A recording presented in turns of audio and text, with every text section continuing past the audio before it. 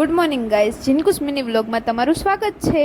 હું રહી છું શ્રાવણ મહિનાનો સોમવાર, એટલે મમ્મી મારી માટે સાબુદાણાની ખીચડી બનાવે છે અને હું પીઉં છું ચા. અત્યારે વાગી ગયા છે 7:30 અને મારો બસનો ટાઈમ થઈ ગયો છે, એટલે પપ્પા મને મૂકવા આવે છે. ફાઇનલી હું બસમાં બેસી ગઈ છું.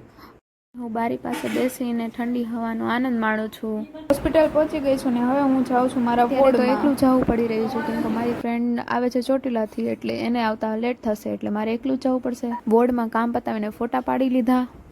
ફોટા પડાવીને પછી આવી ગઈ હતી મારી ફ્રેન્ડ જાડુ, એની સાથે થોડી સ્નેપ લઈ લીધી. હું પણ આવી ગઈ હતી હોસ્પિટલ યુનિફોર્મમાં. કમેન્ટ કરજો કે હું યુનિફોર્મમાં કેવી લાગુ છું. અમારે થઈ ગયો છે બ્રેકનો ટાઈમ અને અમે મસ્તી કરતાં કરતાં જાવી છે બ્રેકમાં. હું ને જાડુ જાવે છે મેડમ પાસે પ્રેઝન્ટ કરાવવા. અમને બેને સીડી ઉતરવાનો કંટાળો આવે છે, એટલે અમે બે જાવી છીએ લિફ્ટ સાઈડ. લિફ્ટ આવી ગઈ છે અને આને હતી બહુ ઉતાવળ નીચે જવાની.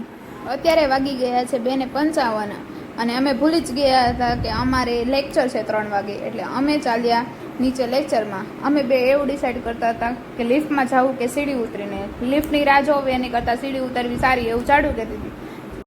લિફ્ટની રાહ ક્યાંય સુધી જોઈ પણ લિફ્ટ આવતી જ નથી, એટલે આ લગડતી હતી ફ્રેન્ડને ફોન કે લેક્ચર ચાલુ થયો છે કે નહીં, અને એનું મૂડ ચો થાય. લિફ્ટની રાહ જોઈને એ કંટાળી હતી, પણ મારે તો જવું તો લિફ્ટમાં તે, એટલે પછી હું તો લિફ્ટમાં ગઈ ને એ ચાલી આવે છે ફરી ફરીને સીડીએથી નીચે ઉતરી છે, અને હું એની રાહ જોઉં છું એની પહેલા પહોંચીને. લેક્ચરનું મોડું થાય છે ને આ બેન નખરા કરવામાંથી ઊંચા નથી આવતા. તમે જોવો એ નખરા કેવા કરે છે.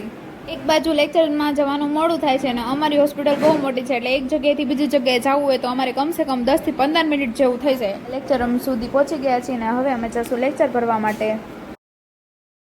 4 વાગી ગયા, તમારો લેક્ચર પૂરો થઈ ગયો અને હવે થઈ ગયો ઘરે જવાનો ટાઈમ. અમારી બસ આવી ગઈ છે, તમે જોઈ શકો છો. આજે તો આખો દિવસ હોસ્પિટલમાં કેમ જતો રહ્યો ખબર જ ના પડી, ને હવે અમારી બસ ચાલુ થઈ ગઈ છે અને અમે નીકળી ગયા છે ગેટની બહાર.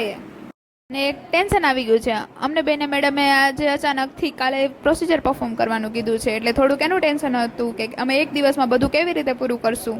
પછી થોડુંક વિચાર્યું, પછી લાગ્યું કે ના થઈ જશે. પહોંચી ગઈ હતી શ્રદ્ધાએ, અને અહીંયા દરરોજની માથાકૂટ કે રિક્ષા મળતી જ નથી. હું ઘર પાસે પહોંચી ગઈ છું અને તમે જોઈ શકો છો કે આજે કેટલું મસ્ત વાતાવરણ છે.